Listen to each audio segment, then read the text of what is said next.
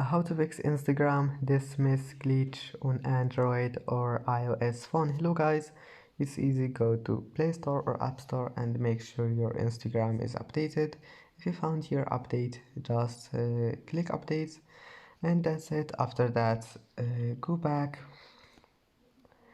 and if that doesn't fix your problem and you have an Android phone, go to settings, scroll down until you find apps, and then apps again, and here type Instagram. Now click force stop and go to storage, clear data. You will need to log in again, but that will help you to fix your problem. And after that, give it all of those permissions here, and now restart your phone and try again. And if you have an iPhone, just uninstall your Instagram and install it again. Don't forget like, and see you in the next video.